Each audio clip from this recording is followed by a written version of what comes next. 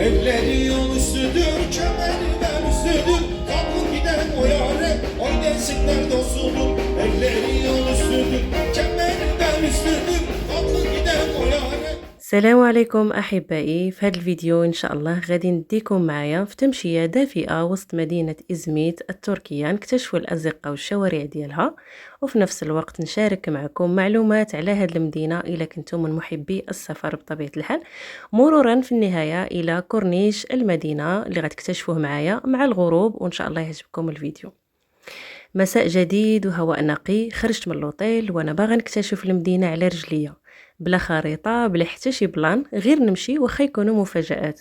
على فكرة البارح وقع لي واحد الموقف غريب ما قدرتش ننساه لحد الآن، باقي كيطيح ليا في بالي. شي حاجة خلاتني نحس بواحد العنصرية ما كنتش كنتوقعها في تركيا، ولأول مرة غتوقع ليا في حياتي. هدرت عليه كامل في فيديو منفصل، الا ما شفتوهش ما تنساوش ترجعوا تشوفوه، راه مهم ومؤثر بزاف، وغنخلي لكم الرابط ديالو في صندوق الوصف. نرجعوا لليوم. كندوز في الازقه وبحال المدينه كتعاود ليا قصتها. واش كنتوا عارفين باللي ازميت كانت في العصور القديمه وحده من المدن المهمه في الامبراطوريه الرومانيه الشرقيه؟ دابا راه ولات مدينة صغيرة وهادئة، ولكن في كل زقاق فيها كتحس بداك عبق التاريخ وحياة من نوع خاص. حياة هادئة فيهاش الضجيج، ما كتشبهش نهائيا اسطنبول.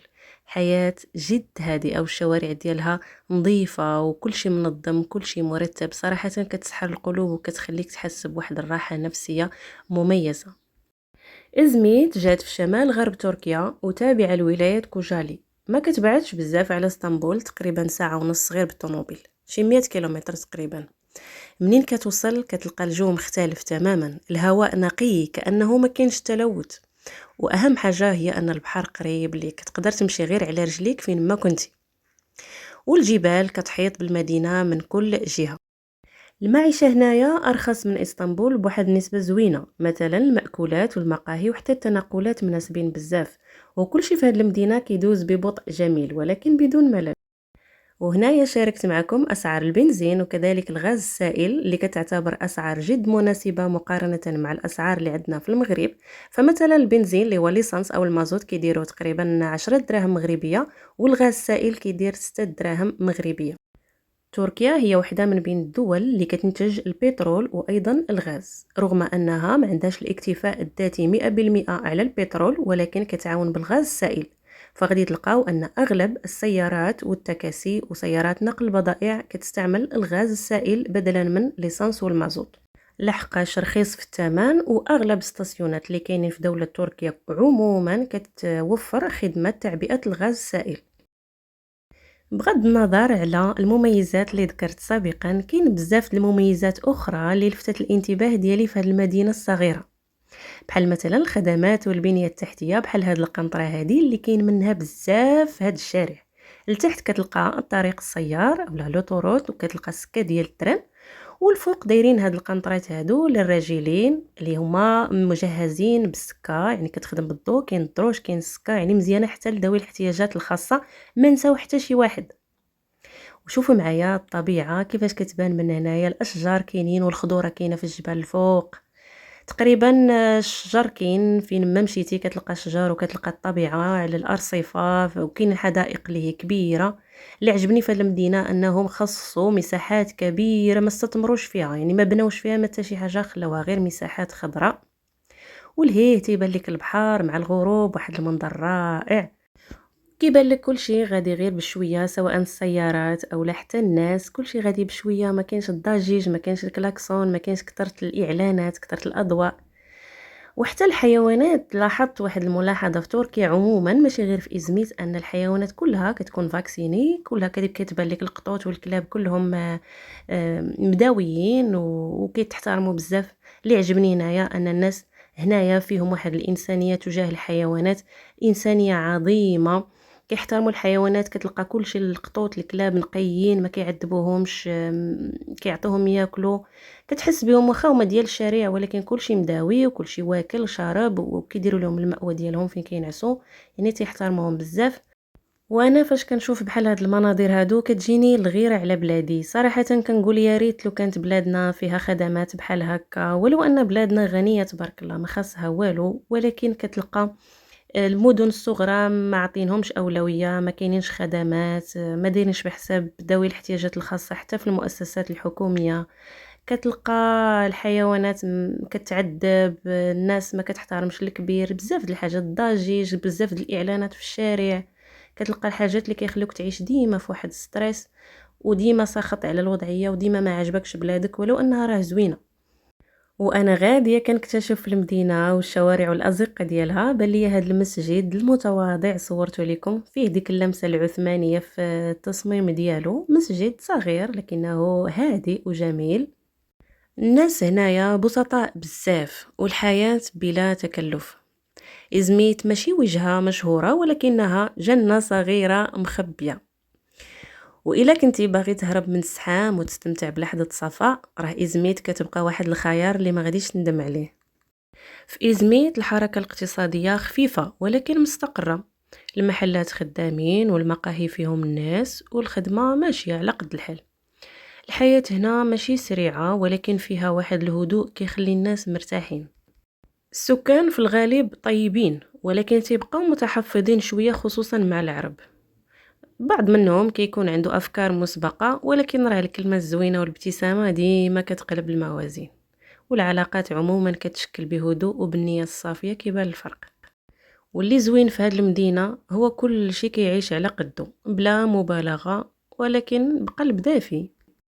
بنت لي هاد داسية في الباركينغ وانا نقول مع راسي هادي راه تجمعات في المغرب قبل ما تجي لهنايا. صراحة حسيت بواحد الافتخار، ولاحظت ان داسية منتشرة بزاف في تركيا، شفتها في اسطنبول، شفتها في بورصة، شفتها في ازميت. انطاليا ما بقيتش عقلت حيت باطي الحال. من بعد كملت طريقي للكورنيش وشفت البحر كيبان لي من هنايا، والناس كيتساراو والطيور كيطيروا وحتى الدراري الصغار تيلعبوا. وحسيت واحد اللحظة أن فعلا في تركيا، يعني حسيت بواحد الإحساس مختلف. مدينة صغيرة ولكن كتخلي عندك إحساس كبير. ملي كتقرب لحظات الغروب كلشي كيولي مختلف، الكورنيش كيتبدل لواحة من السكون والناس كيبداو يتمشاو بشوية بحال الوقت واقف باش يخلي الطبيعة تهدر. قدامك بحر مرمرة، هاد البحر اللي كيربط ما بين آسيا وأوروبا وكيعكس الضوء ديال الشمس فوق الموج في صمت كيحرك المشاعر بلا ما يحتاج كلام. الجو هنا فيه نسمة خفيفة ورائحة الملح ممزوجة بعطر الأرض. لحظة بسيطة ولكن كتخليك تحس بالسلام الداخلي وكأنك محتاج غير تشوف البحر باش تنفس من جديد. بقيت هنايا كنستمتع بهذا الجو بهذه اللحظات الجميلة ديال الغروب حتى طاح الظلام تماما عاد باش مشيت لواحد المطعم تعشيت فيه، وبالصدفة لقيتهم دايرين واحد الأمسية زوينة غناء تركي. غنخلي لكم اللقطات في آخر الفيديو. وصلنا للنهاية، ما بقى لي الا نودعكم. وإلا عجبكم هذا الفيديو ما تنسوش ديروا لايك وتعليق وتشاركوا الفيديو مع اصحابكم وخليونا نكملوا الرحلة مع بعض.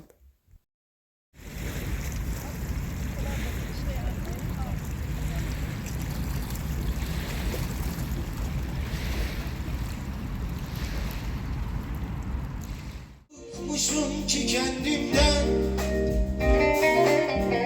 kurudum düştüm dalımdan.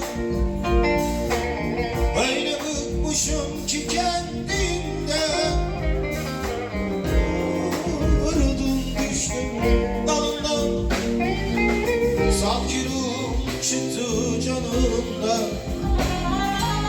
Sen benden gittin, yağmur yağsa,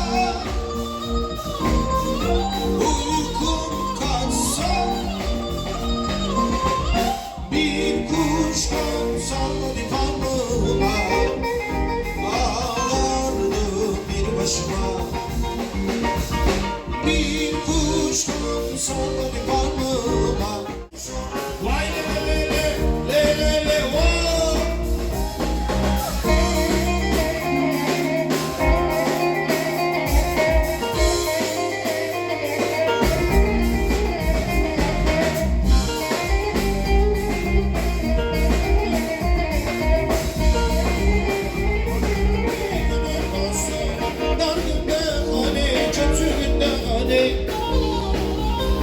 Elleri yol üstüdür, kemeri bel üstüdür. Kapı giden o yâre, oy desinler dostudur. Elleri yol üstüdür, kemeri bel üstüdür. Kapı giden o yâre, vay! Komşular yar can, konumlar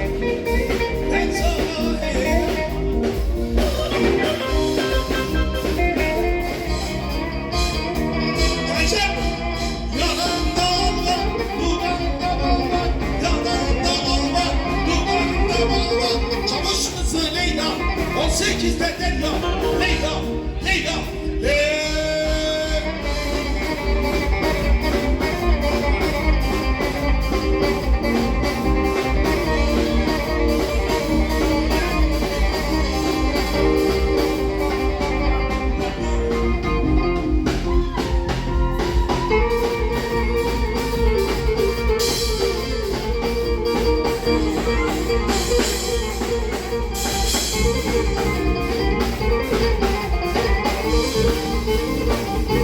Erdem sen de burada çal.